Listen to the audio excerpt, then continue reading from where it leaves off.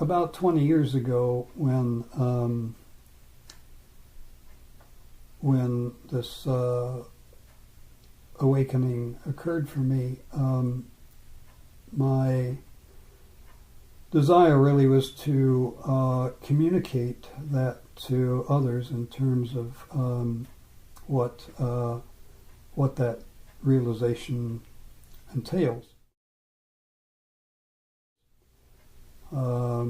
And so over this period of time, I've experimented with quite a number of ways to try to do that. But even from the first, because I have been writing most all of my life, ever since I was a child, the natural means for me to communicate something is through writing. So right from the beginning, I began to write brief pieces concerning things that were occurring to me in relation to what this realization means. And over the period of these years, a few years ago, I counted that there were 600 of these monographs that I had accumulated, and in the last few years there have been many, many more.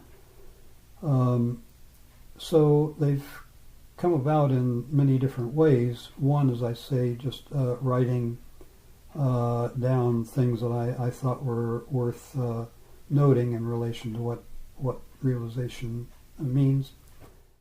Non-duality obviously means not two. And the use of the word has to do with what people refer to as oneness.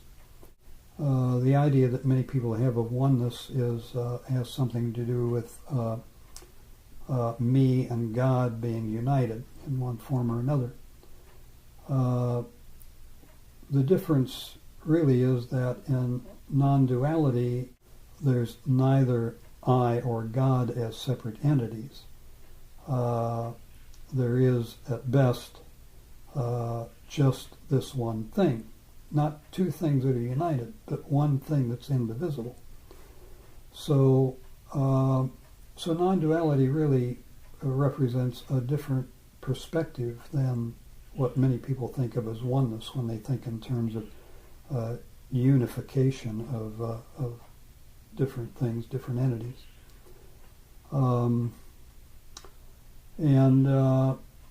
So the title of the book is Living Nonduality, and